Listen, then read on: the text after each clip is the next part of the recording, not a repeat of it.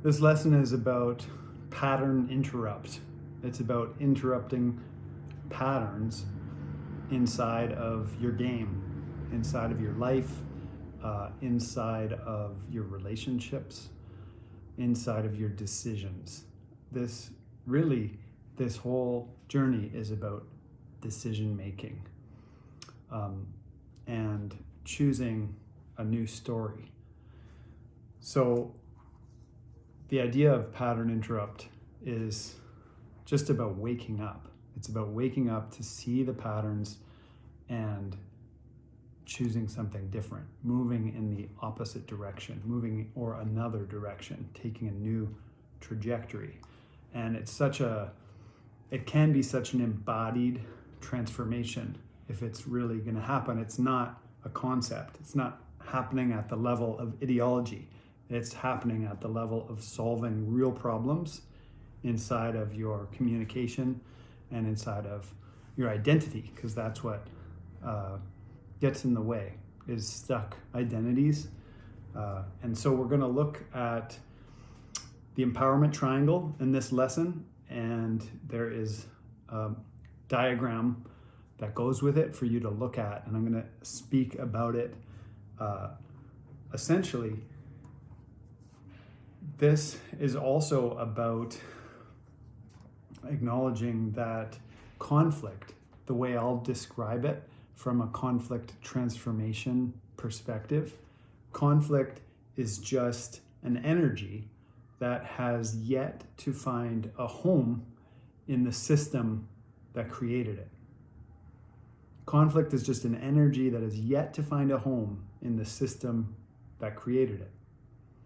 And so if that conflict is chaotic, and if that conflict has got a lot of fear lines in it and fear hooks, and it's got a charge inside of you, the real superpower to face it with is with an embodied presence, holding on to your peace, holding on to your potency, holding on to your truth sword, and showing up and being present with that chaos is what transforms that chaos from being troublemaking into being something that slowly begins to take shape and become ordered.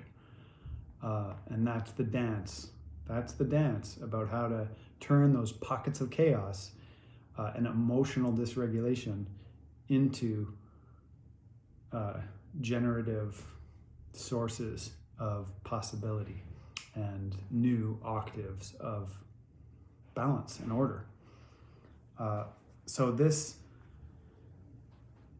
can also play out a lot inside of relationships where there's some growth happening, and at that edge of that growth there's a pattern of conflict. And it especially happens when you have some piece of your own story that may have some garbage in it, some trauma from your past, and your partner also has some trauma from her past, and that they are overlapping in a trauma vortex. That's what we'll call that, when two traumas overlap and they create this stuck place. Because another way of looking at the relationship is that the relationship is a third body. It's actually a third body. There's your body, your energy, their body, their energy, and then this third thing. So when the third thing gets muddied up by this overlap of traumas, then we got to create a new vortex, a counter vortex. That's a healing vortex that is clear and present and able to contain and transmute that storm. So that's where the heart leadership comes in. Let's talk about the empowerment triangle, because this is key for getting out of old log jams around conflict, especially in relationships or within the self. And it's based on David Emerald's work of the empowerment triangle and the dreaded drama triangle. Because when we're in a victim triangle, it's a drama that keeps happening, and that is the victim, rescuer, and villain or perpetrator. And this triangle, this victim triangle that is a dreaded drama triangle, can show up and when it shows up, we can identify as any point on that triangle. We can identify as the rescuer or the victim or the villain at any time if we are stuck in old patterns and identity. If we over-identify rigidly with one of those roles, and the nice guy is classically a rescuer or a victim, or the other false binary is this tension between the narcissist and the empath, and that the narcissist is somehow the villain, the empath is the victim, and then there might be a third thing in there. So the rescuer also reestablishes the stuckness between the victim and the villain. And so that's how the triangle reinforces itself.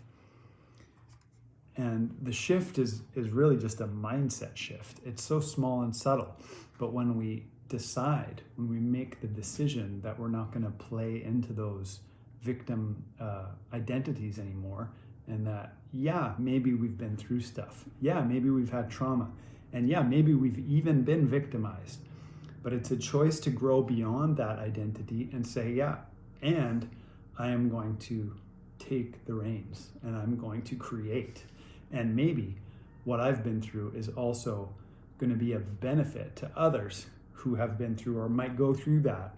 And therefore, I become an empowered victim who is showing others the way, and I become a lighthouse instead of being a tugboat.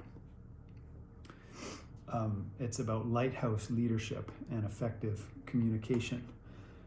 So one of the postural shifts inside of a relationship that has conflict in it, that is stuck in a right or wrong paradigm where there's a conflict and it's someone's keeping score and it's about you are wrong and I am right.